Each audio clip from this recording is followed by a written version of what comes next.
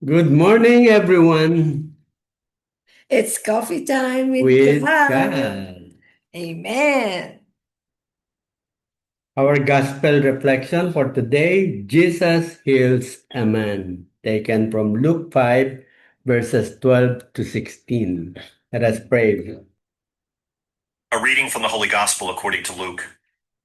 It happened that there was a man full of leprosy in one of the towns where Jesus was. And when he saw Jesus, he fell prostrate, pleaded with him, and said, Lord, if you wish, you can make me clean. Jesus stretched out his hand, touched him, and said, I do will it, be made clean. And the leprosy left him immediately. Then he ordered him not to tell anyone, but go, show yourself to the priest, and offer for your cleansing what Moses prescribed. That will be proof for them. The report about him spread all the more, and great crowds assembled to listen to him and to be cured of their ailments. But he would withdraw to deserted places to pray. The Gospel of the Lord. Praise to you, Lord Jesus Christ. Okay, so sa akin yung ano ko dito yung sinabi nung leper na, Lord, if you wish, you can make me clean. Mhm. Yun palang pagsabi nung leper na yon, imposible na kung wala kang tiwala sa Diyos. So, pinakita dito sa verse na ito, sa tingin ko yung faith ng mga tao kay Jesus nung time na yon. Knowing him that he's just an ordinary person, di pares ngayon na alam natin Diyos na siya, di ba? So, dito pinakita at natupad. Dito pinakita dito siya, gumaling siya di ba? So, mamaya yung ending, meron ending na maganda yung pagpe-pray ni God after Yeah. that. Amen. So parang ang sinasabi mo, yung sinabi ng leper na ito, pinapakita niya yung kanyang faith Yes. kay Jesus. And dahil doon, yun ang parang nag-udyok sa ating Panginoong Jesus na pagalingin siya. Mm-mm. Yung wish niya ay magawa. Yes. Actually, yung wish niya for us, it is a prayer. Okay. Amen. Okay. Ako naman, nakita ko rito, he ordered him not to tell anyone.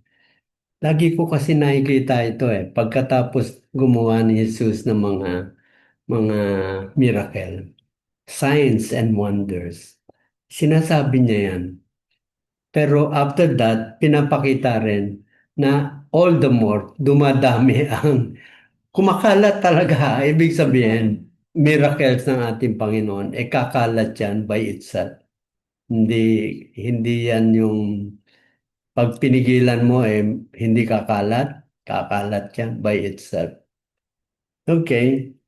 So, parang ang sinasabi mo na nakuha mo din dito yung ano yung kung papaano, pag may magandang nangyayari, no? Ang daling kumalat, 'di ba? So, I think it's nice, no? Ang gandang balita yun kasi yun yung gusto niya actually, kumalat 'di ba? So, okay. So, Actually, kahit masama, mabilis Oo. kumalat. Mabuti at masama, mabilis Yeah. kumalat. So that means, kung gusto natin pakalatin yung mabuti, Yeah. we do something good. Yeah. Okay. Okay. So, lalo na ngayon, social media, 'di ba?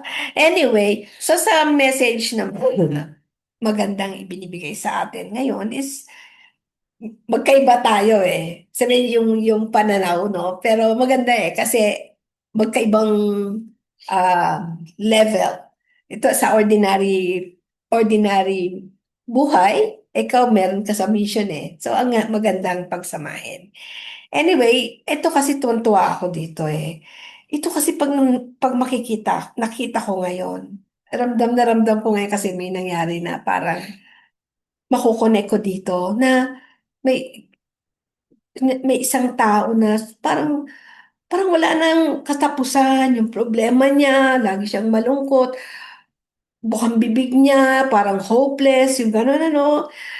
hindi niya nakikita yung galaw ni Lord kasi natatabunan ng mga problema niya. Although yung mga little things na nagising ka sa umaga, wala ka sakit, that should make you happy. Pero dahil sa dami ng at bigat ng problema, hindi niya nakikita. Ito ngayon, ang ganda.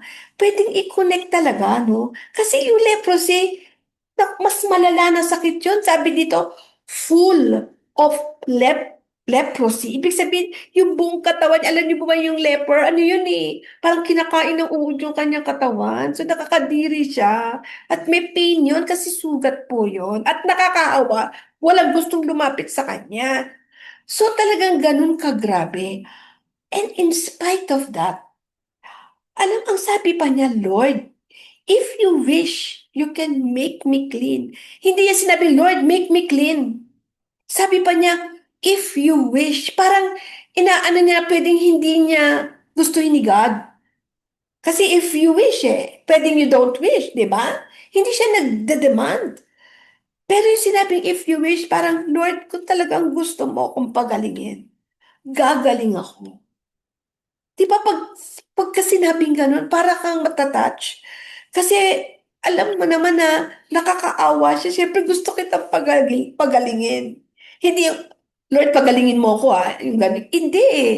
Talagang maganda ang ano. Siguro isa rin yun na turo sa atin na kung hihingi tayo kay God ng tulong, nirerespeto din natin yung pagsabi. Hindi yung parang sinasabi natin, Diyos ka dapat kaya mo yan. Parang ganon. Hindi. Parang, Lord, kung may awa ka, talagang alam naman natin na may awa si God. Di ba? That's one. And then isa pa, pinakita na talagang pinagaling siya. 'Di ba? Sa tagal ng panahon, one word lang na you are healed. So, wala pong imposible sa buhay natin kahit gaano kalaking problema. Pwede po talaga tayong i-heal ni Lord. Not maybe physically or physically, pwede kunyari, mahirap ka, mama ka, pero hindi. Pero yung kalooban mo, sumaya ka, nakontento ka, mararamdaman mo yun. Kasi yung contentment, mahirap pong magkaroon ng contentment dito sa mundo. Dahil lagi tayong merong gustong kunin, no? O ma-achieve o maramdaman.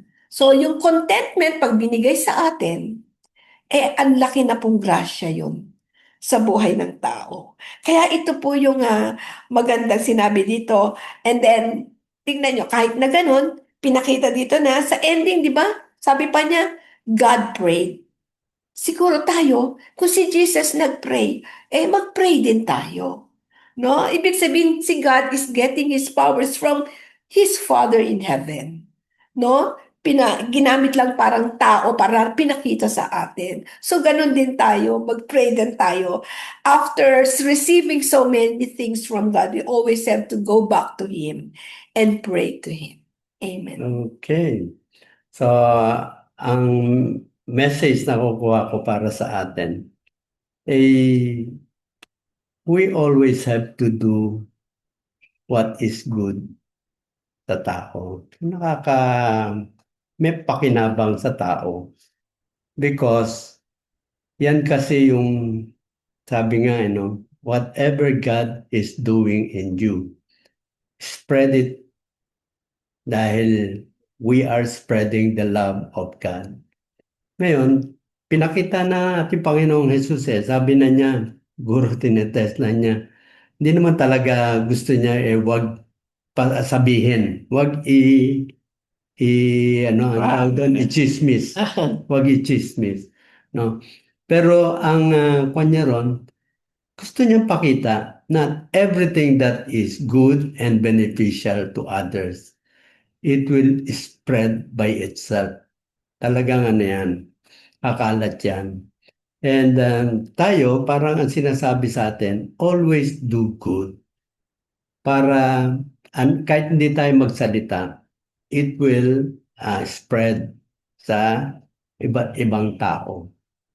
And warning din, kung tayo ay gumagawa ng masama, it will also spread. Minsan mas mabilis pang kumakalat yung masama. That is why we need to really do what is good and what God wants us to do. So that, ayan ay pagkumalat, that is our evangelization work. Yan ay yung ating magiging evangelization. Okay? Amen. So, yan po ay mag-stick sa mind natin, no? Now, we are all called to be evangelizers. Pag nag-evangelize po tayo, kailangan, good po yung ating ikaalat, no? Hindi po yung chismis. Yeah. Okay, see you all. It is time to share. Yeah. Ito yung sinasabi natin. Share po natin. Ikalat ninyo Yan. itong ating ginagawang gospel reflection. Be a social media missionary. Okay, bye!